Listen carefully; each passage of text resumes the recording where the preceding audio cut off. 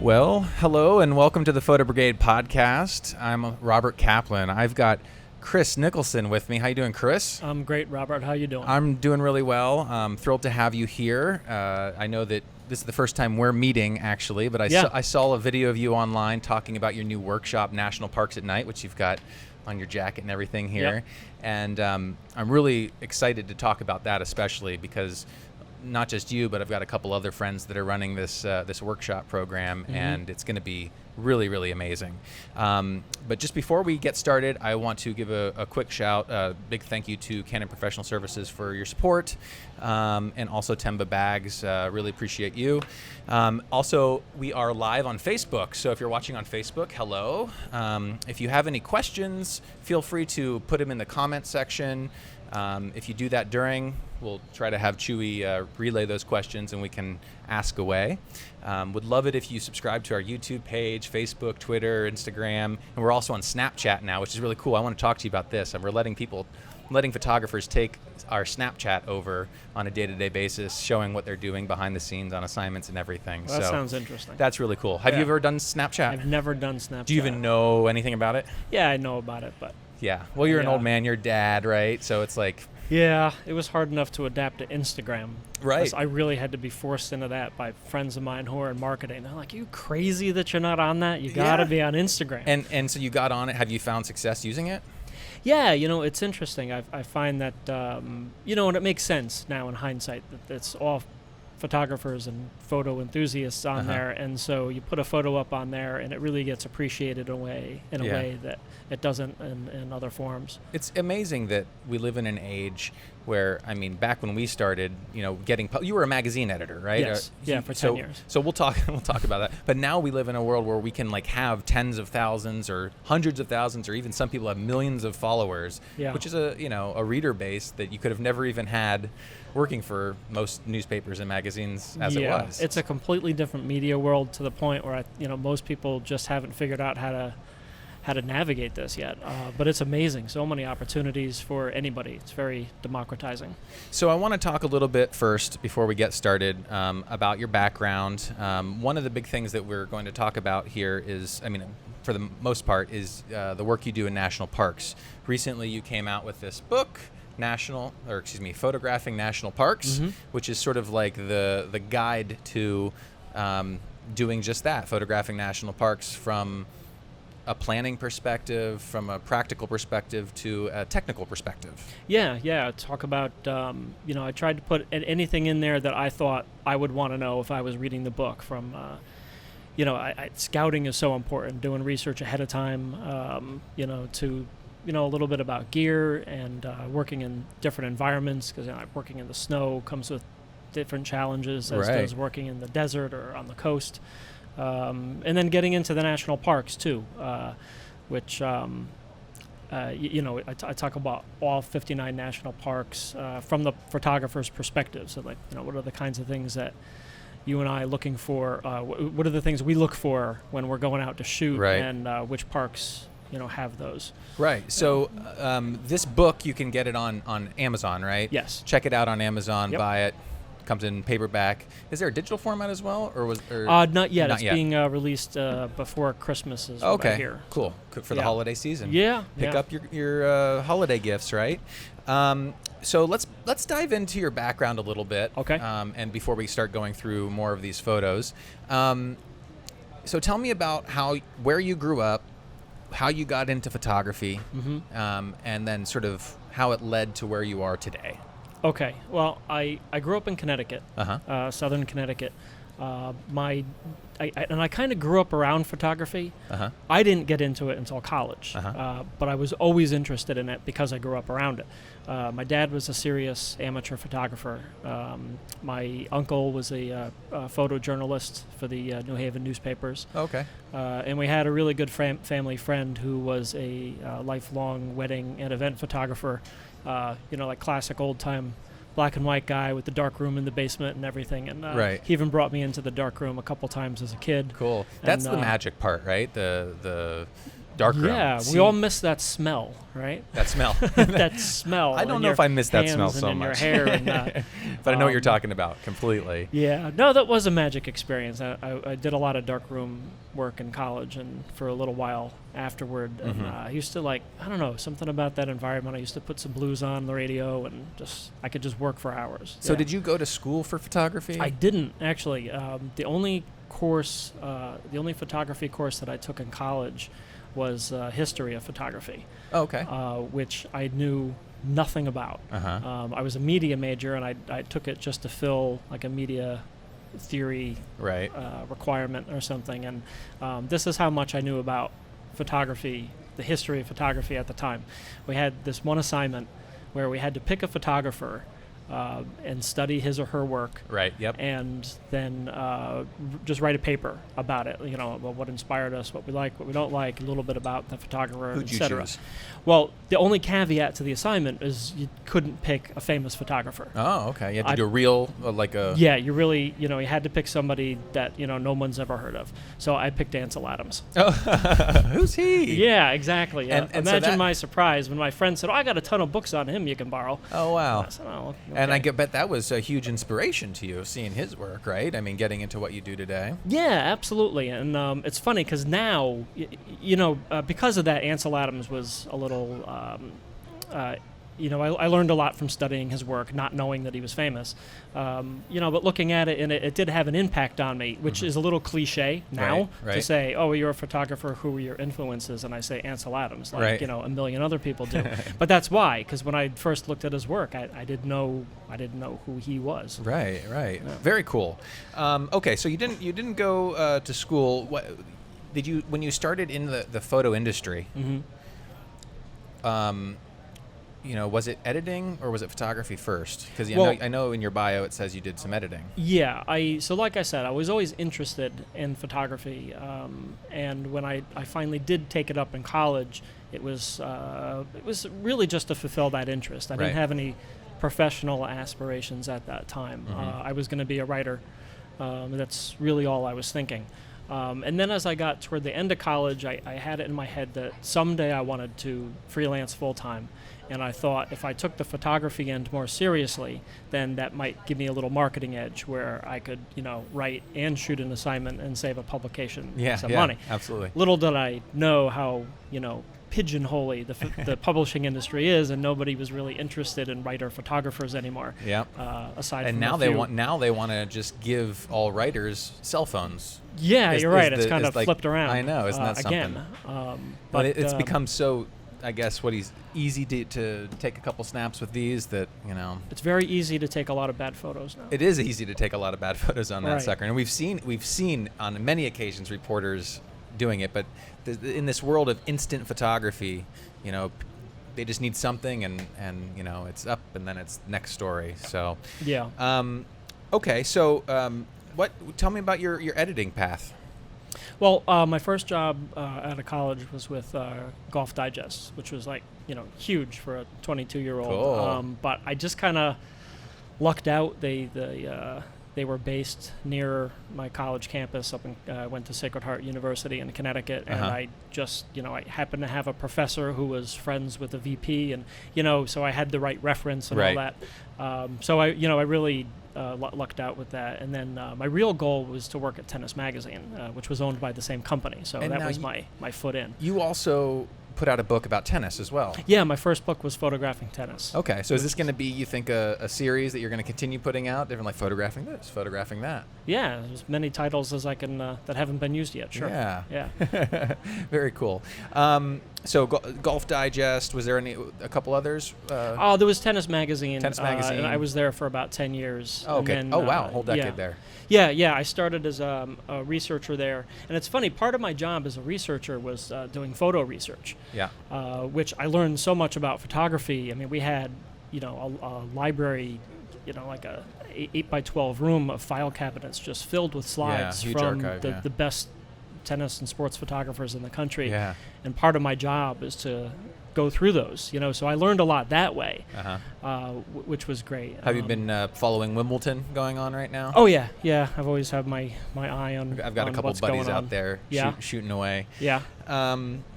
Cool. So so let's move now into, I guess, you got into tennis because of, obviously, you were working for the magazine, right?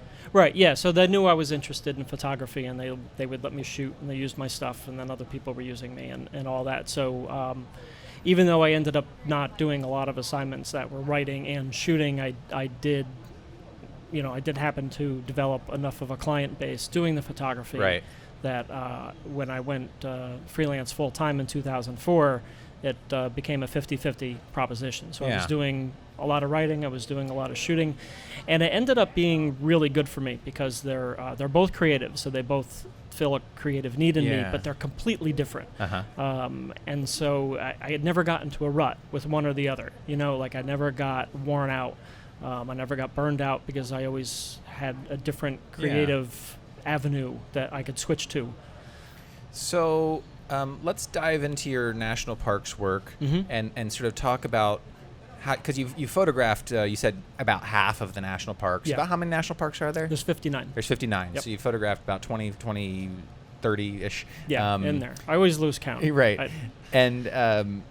So you started photographing these national parks probably just for fun, right? Not with the goal in mind to this becoming your big thing, right? Well, the goal certainly wasn't this. We're talking, I started shooting seriously, not professionally yet, but seriously in college. So it was about 93, 94 that I started taking it seriously. And in my 20s, this was in the 90s where you could still make a living as a stock photographer. Oh, and so right, that's kind of where my head was going. Now, I'm going to work in stock. So I started doing a lot of traveling on my own with a friend of mine who's a photographer, just to build a catalog. Because, you needed that catalog to start with. Right. And I, did that for 6 years or so. Did you do well with stock photography? Well, I was really just building a catalog. I was selling a little bit of stuff, but I wanted to have something substantial to launch into that world with. And it was right about the time that my catalog was getting big enough for that market bottomed out. Oh, yeah. I made some stock sales. After that, I said, well, what am I going to do with this stuff? I started doing some print sales. And you thought a book. Yeah, the book came later, and it was just it was kind of coincidence. I was doing a lecture on photographing the national parks, and in the introduction, they mistakenly said Chris is writing a book on photographing the national parks, and I didn't correct them. I just moved on with it, and a couple days later, but still it wasn't in my head yet. A couple days later, I was meeting a friend of mine for drinks, and he's actually the president of a publishing imprint here in New York City. And I had done some work with him in the past. I had done some book work with him, both photos and editing for him. And I told him this funny story, but he didn't laugh. He just looked at me dead serious and said, "Chris, that's a great idea for a book." It is a great idea, yeah. And that's how it started. He said that, and it clicked, and it was like, for the next few days, the ideas were coming into my head. And so your background is in writing. You're a writer, yeah, so you wrote everything. Yeah, right? yeah. You didn't have a ghostwriter? No, I wrote everything. My wife was great with that because we had a baby at the time, and I worked from home mostly, so I was home with the baby, and can't get a lot of writing done that way. So she would come home from work at the end of the day, and we'd have a quick meal, and she'd say, "All right, go to Starbucks. I'll see you when you're done." And that's pretty much how I wrote the book. So Starbucks was your office? Starbucks was my office, and and this was when you were in Astoria? Yeah. Okay, so here in New York, that's the way things are. We just go to Starbucks you and go hang and out. Fight with all the other freelancers for a seat. Absolutely. Yeah. So you also now are doing workshops. I don't know if you've done workshops prior to this National Parks at Night. Had you been? I hadn't done one in a national park. Okay. But I do for a while. I've been doing a workshop at the U.S. Open, a tennis photography workshop. workshop. A tennis photography. Oh, cool. Yeah. That's cool. Yeah, it's just a one-day workshop during the qualifying tournament. Yeah, right at Queens. I used to shoot that for. I shot it a couple years in a row for like ESPN, and that was 10 years and the Times, and that was about 10 years ago, and I still have a farmer's tan Yeah. from Oh, that. geez, my farmer's tan at the end of that event. It's awful. Right in the middle, like August or something. Is it? Yeah, Is it August? starts. It's the week before and after Labor Day. So Oh, it's man. and you're spending all day outside, and no matter how much sunblock you put on, you're coming home with a farmer's tan. So now you've teamed up with a couple of friends of mine, Gabe and Matt Hill, Gabe Biederman, Yep. and a couple others. Yeah, we got Lance Kymig, who's based in Massachusetts, and Tim Cooper, who's in Montana. And tell me about what you're going to be doing, the national parks at night. Yeah, this is .com? I felt very nationalparksatnight.com. Nationalparksatnight.com. Check it out. It's going to be awesome. I really recommend you guys all go to this workshop. I mean, an amazing staff. Yeah. Oh yeah, everybody's great to work with, and I got to say, one of the things I really like about it is, like I said, I've been freelance for 12 years, and to work as part of a collaborative group again is amazing, and they're all great guys. And one of the things that we always talk about that we all like is how we all have different strengths that we bring to it. Yep. Whether it's marketing or I handle a lot of the writing and editing because I've got that background. Yeah. And Gabe and Matt have the marketing background. Yep, And I sure do. Lance and Tim have been teaching forever. Yeah. Gabe's so been doing workshops forever as well. Yeah, He's yeah. just- And it's really been a lot of fun to put it together. We've been working on it for over a year, and And the concept is you go only to each. You have a handful. How many are you going to be doing? we're going to do most of the national park. So we do a night photography workshop in the national park, and we're doing So every this is going park to be ongoing for only- however long it takes? Yeah. This is Okay. gonna. I mean, we can go forever. We don't have to stick to just the U.S. national parks. Right. But even if we did, it would take us 12 years to get through them all. And we're going to do every national park only once. And part of the idea is just let's be forward thinking. Let's not get in a rut of doing the same place over and over. And That sounds so fun. let's go explore these. And you'll places be able to finish off your parks, right? I mean, you've only done half of them. Yeah, so maybe. Maybe you'll get them. Make sure that those are on the list, the ones Yeah, that you right. haven't done. I'm gonna tell everybody these are the 20 I want to do. Don't care what you say. Yeah. And so I know that Matt had been doing these sort of night photography workshops for a while now. Yeah. Not in national parks, but there was a castle. I forget what the castle's called. It's Yeah, up on the Hudson River. But oh, geez. If you said the name of the castle, I was Right. like, yeah, I know that. It's on the river. Gabe and Matt work there. Right? Exactly. So, and Matt, I know, has been doing. He's also an artist. He does cut paper. Yeah. Which is really fascinating. I've seen him do these time lapses with it, and then he combines that with photography. And MattHillArt.com if you want to check out Matt and his partner's work. And so he and Gabe, were you doing night photography before you met these guys? Is this sort of a new branching out into a sort of a newer thing? I was doing some night photography, but not at the commitment level that they were. At their commitment level, which so is it was, huge, it's something I know how to do. Yeah. I wrote a couple sections in my book about it. Yeah. But doing it at the level of these guys, I mean, I was very fortunate that they asked me to do this. This is the first thing I said to them. I said, I don't know this stuff like you do. And they said, don't worry, in a few months you will. So I basically had like 4 of the best guys in the industry teach me how to do this. That's so great. Yeah, but I mean, they brought me in for the national park knowledge, and so yeah, I was thrilled that they asked me to do it, and I've gotten to learn. Like I said, I got a crash course in it. Got to learn so much about night photography very quickly. And you guys have done a few of them so far, yeah? We've done two workshops, yeah. So we officially announced our existence at Photo Plus in October. I remember that, yep. And that's when I got my sticker. Yeah. And then we did our first workshop was in May at Acadia National Park. And then the second one was in Zion just a couple weeks after that. Oh, so fun. we're doing 5 a year. So we've got 3 more. We've got Crater Lake in August, and then Arches and Death Valley in November. That sounds like so much fun. Do you all show up at the workshop, or is it some of you? I mean, is it all 5 of the instructors at once? Or? No, it's generally 2 of us on a workshop. Maybe a third will come. And also depending on how many people, I assume. Yeah, but the basic model is that there's 2 of us on each workshop. Cool. Yeah. Cool. Do you have a favorite so far? What's your favorite national park, would you say? It's like asking me to pick a favorite candy. Yeah. It's like... Reese's. Duh. Reese's, yeah.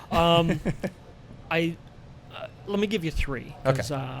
Acadia National Park is one of my favorites because I grew up in Connecticut, and that was the park that, it wasn't in my backyard, but it was the closest to it. Uh-huh. I'm kind of jealous of photographers who live, 20 minutes outside of a park and just can go whenever they want.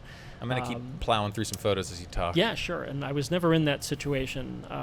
But Acadia I could get to, if I wanted to, even if I just wanted to take a long weekend and go, I could do that.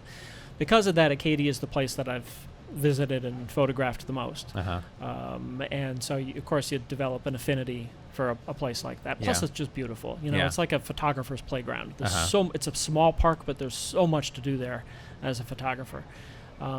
Then another one is Olympic National Park, which I'm actually going back to for the third time in a couple of weeks. Then I get to go back to again in August. Cool. So it's going to be an exciting summer. I get Do you two times when you at go one of my favorites. when you go to these national parks? Do you usually visit the same place and then execute something that you wish you had done last time, or do you say I want to do it from a different perspective? Do you visit a different part? Do it see it in a different way? All of that. All of that. Yeah. Well, I think one of the advantages of returning to a place you've already shot is that you can shoot it from a different perspective. You can go back to a great location that didn't work out so well the first time, but now you know the spot and the light's better, and there's fog rolling in tonight. I know I'm going to go reshoot that photo from a couple years ago that'll be so much better with Right. the obscured background. And, you can do those things on the second, third, fourth visit. So I do that. But, of course, I want to explore, too. I mean, Right. I mean, these parks are huge. Oh, I mean, yeah. It's like, obviously, that the certain Half Dome in Yosemite, and Right. certain pieces. But Yosemite is just so massive. I can't even imagine. I went through. You see, the thing is why I'm so jealous is I've never really experienced a national park for more than just like driving through for a Okay. day. And so I've never camped. I've never really stayed at night. Mhm. And when I see these photos, for instance, of the Milky Way behind the arches or something like that, it blows my mind because especially living here in New York, I never see that. And I can't ever remember at least taking it in when I was a kid, when I Mhm. lived in Ohio. Yeah. So I really do have this desire to get out and just more than just photograph it, just witness it like you guys are.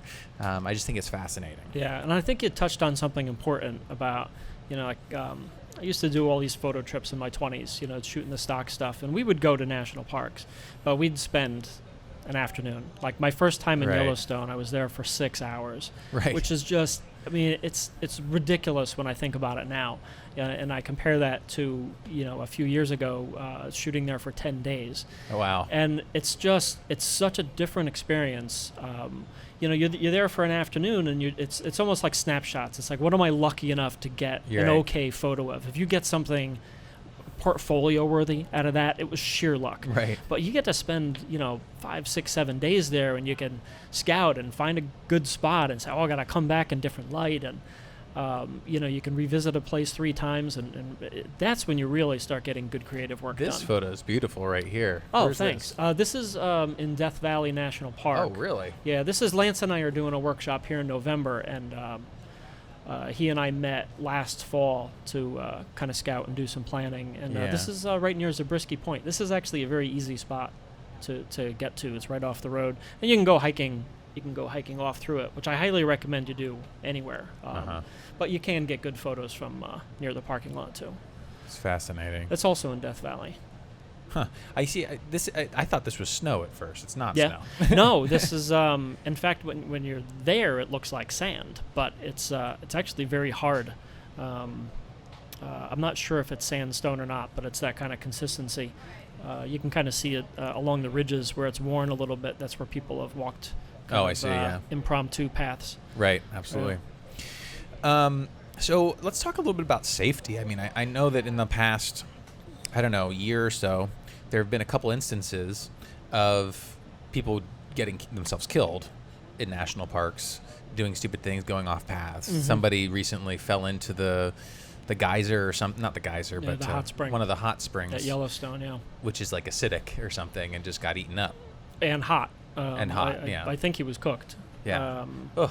gosh. Yeah, I couldn't all they found was a finish reading sandal. the story. Yeah. I mean, I saw that it had happened, and I read a little bit, and I couldn't. And then I also saw there was a couple guys that, or like a video crew that went through one of the national parks and just like totally went off trail and filmed themselves doing it. Yeah, and they could have easily fallen in too. I mean, Was that the same place? That was the same place. wasn't Wasn't I it? don't know if it was the same. It wasn't the same spring, but it was in. They were both in Yellowstone. Yeah. But the thing at Yellowstone is like, it looks like you can walk on the ground around the hot springs, but in some areas the crust is so thin that you would fall right through. Oh, I mean, wow. not completely, but I mean, you fall even up to your ankle, and that's now scalded. And stay on the trail. Follow the rules. Follow the rules. Yeah. When you go out, you're always photographing from a public area? Is there ever times that you wander off a little bit, or? I'll hike. You'll hike.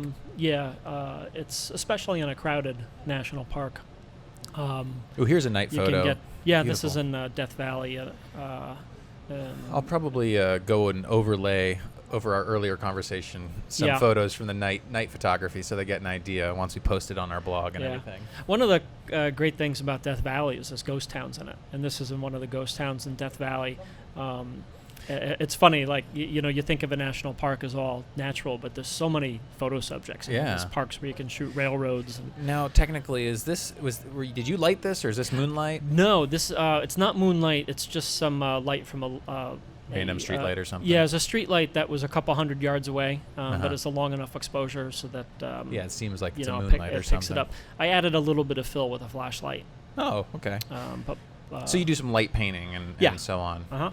And I assume you guys will be doing a lot more of that in the workshops. Oh, sure. I love light painting. I mean, I learned it from Dave Black, who Okay. does this incredible light painting work, and it's really fascinating. You take these big, you can even like do a whole scene, like a whole, with one of these million candle watt lights or whatever, and just light up all the trees in the background and everything. Yeah, you can get very involved. I used to be friends with a photographer at Golf Digest who actually won an Eisenstadt for doing some light painting on film. He went to some golf courses and just using a flash, was popping it like he'd shoot a hole at the course and pop the flash at the key spots, and that was with slide film, which what a Could you chore. imagine? No, I mean, you don't even know what you did. I know that you have to be absolutely so drive me perfect nuts. with your exposures and your technical ability to like know those. And for those, I'm not going to assume that everybody knows what light painting is, but it's when you take a long exposure, usually underexpose or expose for the sky or something like that in the evening. There's different techniques. Different techniques. Yeah. And then you use a bright light to just sort of paint in and around different subjects. Yeah, some kind of light source, flashlight. You could use a flash. I prefer flashlights because I feel like a flashlight is like a paintbrush and a flash is like a hammer. Yeah, same. It's exactly. It's like throwing a bucket of paint on it. Yeah, exactly.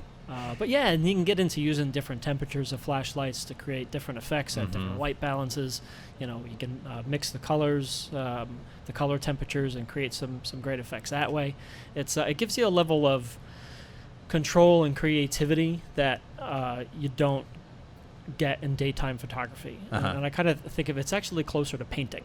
How there's this common analogy, but the difference between photographers and painters are that painting is an art of addition and photography is an art of subtraction. Yep. And night photography kind of turns that around because you're starting, especially if you're a new moon and there's no light, then anything you're light painting is you're adding to the scene. You can really pick and choose what you're going to illuminate and what you're going to leave in the shadow. And it creates this really wonderful process that's very different from what we do during the daytime.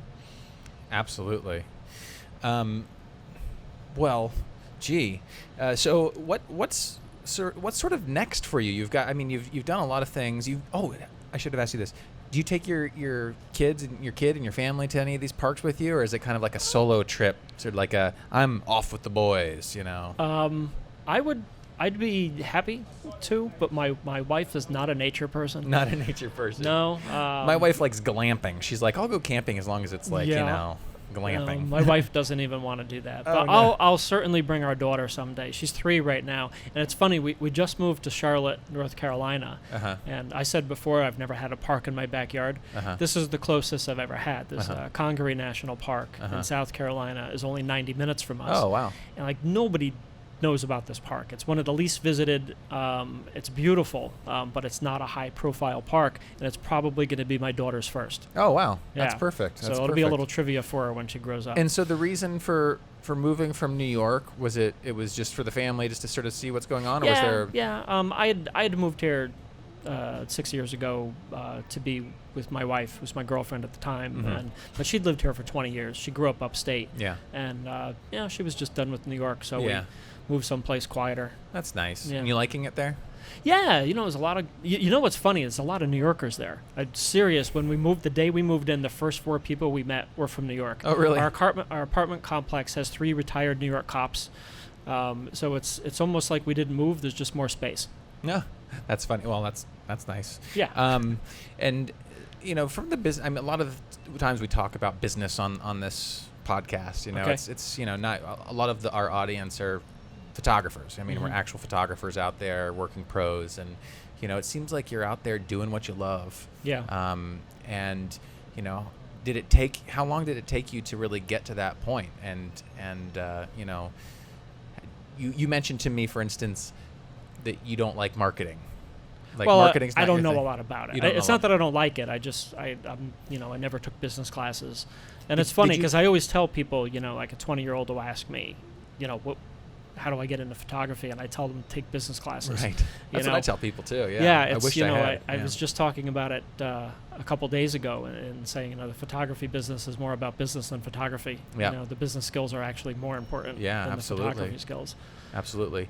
Would you say that had you not had the experience doing the editing work for the various magazines, that maybe you wouldn't necessarily be, or have the contacts you would have had to be where you are? Was it difficult to start going freelance to get to the point where you are? Have you seen a growth since you started? You know what I mean? A growth in clientele and Yeah, all of that. I knew I was going to go freelance one day.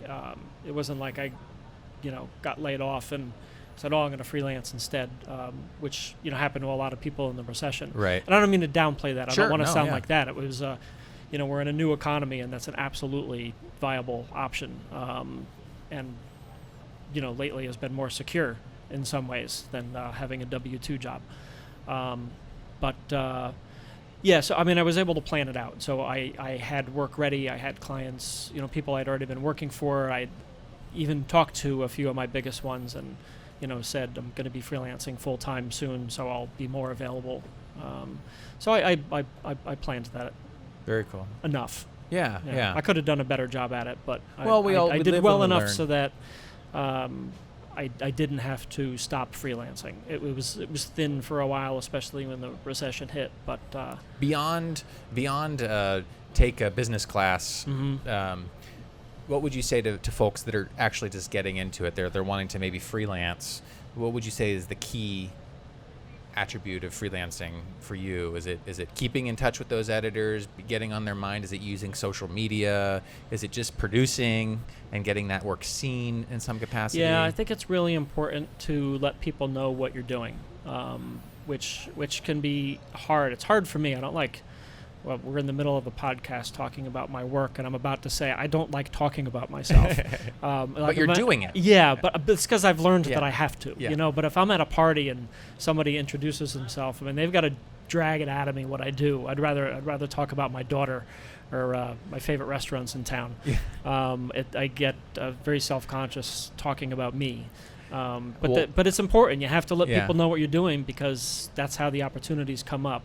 And I've learned just, you don't have to go around asking for opportunities. You just let people know what you're up to and what you're interested in. And it sounds a little, I don't know, magical, but I've found it to be absolutely true. I remember I've got a friend, a photography friend who lives here in New York City. And she told me when I started freelancing, she said, just choose something you want to do and the universe will fall in line for you. So doors are going to open, things will happen. Just make a decision and commit to it. And it sounds fuzzy, but I've found it to be absolutely true. Like Yeah. with this national parks thing, it's just like I did it and One the thing led to another, opportunities, yeah. you talk to people and sometimes, you don't even have to ask. And when people say, "Oh, I love what you're doing, let's work together." And that's where you want to be, and develop your business to that point to where people just want to work with you because you're doing something good and doing something interesting, and you can bring value. And if it's doing something you love, all the better. Well, I think that's wonderful advice to everybody. I don't know if we had any questions. Did you see any questions come through online? I don't think so. Is there anything that's coming up? Any future going-ons that we want to talk about other than what we already have talked about, the workshop and the book? Well, it's 2016 is the 100th birthday of the National Park Service, which they've been advertising this since last fall. The whole Find Your Park movement, and that's been pretty exciting. And that's kind of all coming to a head. The 100th birthday is in August, so there's been a lot of events, and some of them are centered around photography. Yeah. I mean, there's been a lot of the parks have been doing free workshops for photographers. And photography exhibits, you just go online and you can. If you're going to travel to a national park in the next couple of months, I highly recommend go to the park's website and see what the centennial events they're offering, because a lot of them are either based around photography or present unique photography opportunities for while you're there. Right, and I've also, speaking, you brought this up, it made me think. I've been following lately on Snapchat and on Instagram and on Facebook, like the Interior Department has their own feeds and everything. Where it's really good, isn't it? It's really good. Yeah. Like really, really wonderful photography. Like just, this sort of stuff that you do. Some I can tell are a lot of HDR type work. Some's, Actually not. I think not yours. Oh, okay. Not I was going to say, sorry. I think there's like 2 HDRs in it. No. I don't have a problem with HDR. I was talking about. I just noticed it on their feed. I'm saying. Okay. But there was. So, anyways, the Interior Department's great also, and obviously, if you're going to go to a national park, you should pick up Chris's book. Clearly, you can get that on Amazon. We'll put the link below in the. This is my mom's favorite book. I should point out. Yeah, she'll recommend it to you. Of course, and my mom is probably watching too. So hi, Mom, and hi, Grandma. Hi, moms. Hi, moms. Okay, so I think that's it. I think that we've covered it all. Again, check out his book, Photographing National Parks. Check out nationalparksatnight.com. Right. And there's also my website, photographingnationalparks.com. Photographingnationalparks.com. It has information on the book, but I've got a ton of other stuff on there too. I've got a free e-newsletter. And just an amazing workshop. I'm just so excited, and every time I see online photos coming out of your workshop, and even if you follow you guys on Facebook, you guys are putting out articles, tips on shooting this, that, and the other, fireworks, with the 4th of July just happening, and just different tips and so on. So I highly recommend that. Thank you all to those of you who are watching on Facebook for watching along with us. Please subscribe to us on YouTube. Follow us on Facebook, Instagram, all that social stuff. Snapchat's where it's at. Chris, thank you so much. Thank you for having me. And thank you all for tuning in. We'll see you all again next time.